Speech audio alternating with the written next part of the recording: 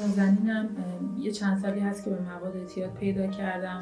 اعتیادم داره احساس میکنم شدیدتر میشه و زندگیم ضربه میزنه. یه چند وقتی که تصمیم گرفتم اعتیادم کنار بذارم و میخوام بدونم که با گذشت این همه زمان از اعتیاد من ممکنه میشه، یعنی میتونم کنار بذارم. نازنین شما مصرف چی داری؟ چی مصرف میکنی؟ من تقریبا 3 سال شیرو و تریاک مصرف میکردم. بعد با توصیه حالا دوستان و چیزایی که خودم فهمیدم فکر کردم اگر شیشه مصرف کنم میتونم شیرو و تریاک بذارم. درست. 3 سالم هست که شیره مصرف میکنم، در واقع شیشه مصرف میکنم. روزانه مصرف میکردی؟ بله روزانه. هر روز چقدر؟ تقریبا میشه گفت روزی 1 گرم مصرفم. درست. نحوه مصرفت به چه صورت بوده؟ استعمال میکنم، میکشم بیشتر در درسته.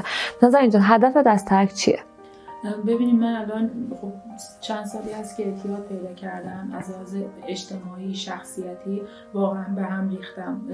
از لحاظ سیستم بدنی، کمخوابی، دارم کارمو از دست میدم. روابطم با اطرافیانم، دوستانم کمتر شده چون خب اون عالم سابق نیستم.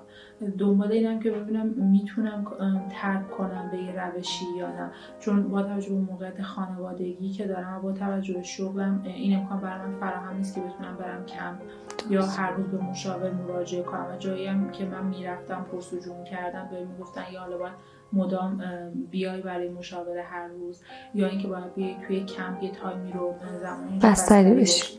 من دنبال یه روشی هم که بتونم توی خونه ترک کنم. میخوام ببینم امکانش هست یا نه، چون خب من مصرفم روزانه تقریبا 1 گرم در روزه. درست. ببین نازنین جان ترک در کل یه مسئله خیلی ساده است، اما برای همین مسئله ساده ما اون جدیت شما رو نیاز داریم. وقتی تصمیمت قطعی باشه برای ترک این خودش کمک خیلی بزرگ بهت میکنه. حالا ترک کلا 2 تا جنبه داره. یکی از جنبه‌هاش اون بعد جسمانیشه که خب خیلی راحت تره. بعد از یه مدت مصرف نکردن جسم و خون شما پاک میشه. اما یه جنبه دیگه داریم که جنبه ذهنیشه. اون جنبه ذهنی مقدار سخت‌تره، اما برای اون هم ما کمکت میکنیم. تو تمام این مراحل کنارت هستیم و همراهیت میکنیم. طی 2-3 هفته اول کمک میکنیم برای سم‌زدایی، دارو درمانی داریم، کمکت میکنیم که این مسئله رو حلش بکنی. وقتی جسمت پاک شد، اون سم‌زدایی انجام شد، حالا برای شروع میکنیم روان درمانی و رفتار درمانی رو. کمکت میکنیم اول از همه اون مشکل اصلی رو پیدا بکنی.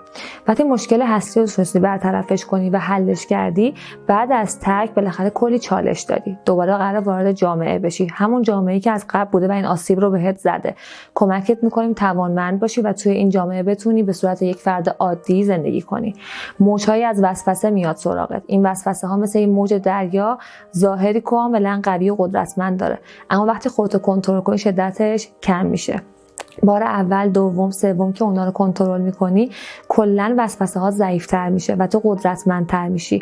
تمام اینها رو ما کمکت میکنیم، همراهیت میکنیم و بهت آموزش میدیم.